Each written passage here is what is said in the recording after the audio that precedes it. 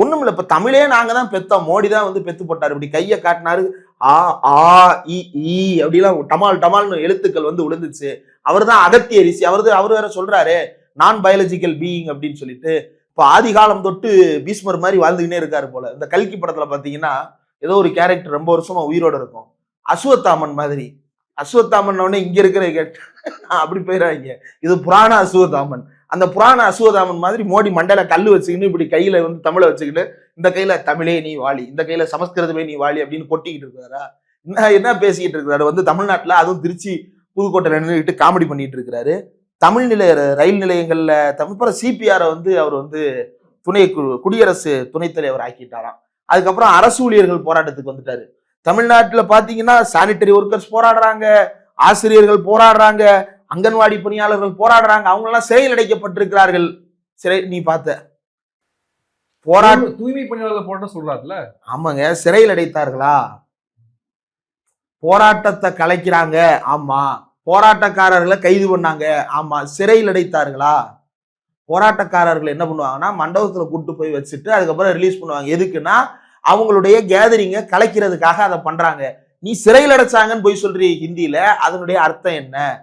அதாவது north Indian மீடியாவுக்கு இங்க நடக்கிற ரியாலிட்டி தெரியாதுல்ல. நார்மலான ஒரு ப்ரொசீஜர் கவர்மெண்ட் மேற்கொள்ளுது, ஆனா அது தவறானது அப்படின்னு பேசுறது வேற.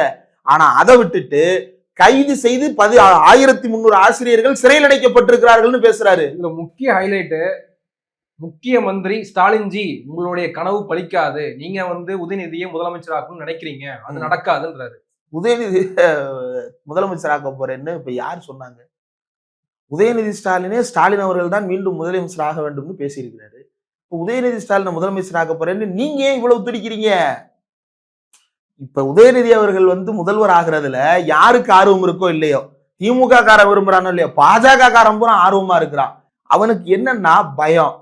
கலைஞர் காலத்திற்கு பிறகு டைரக்டா இந்த சனாதனத்தை வந்து அந்த வார்த்தைகளிலே கவுண்டர் பண்றது இருக்குல்ல, அதை வந்து உதயநிதி ஸ்டாலின் வந்து ஒரு படி மேல நின்று செய்யறாரு. கலைஞர் வந்து ராமர்னு ஒருத்தர் வாழ்ந்ததாகவோ, அவர் பிஹெச்டி படித்ததா, இன்ஜினியரிங் படித்ததாகவோ, பாலம் கட்டியதாகவோ வரலாற்றுல ஏதாவது உண்டா அப்படின்னு யார்கிட்ட தானியா ராஜேந்திரன் கேட்டாரா?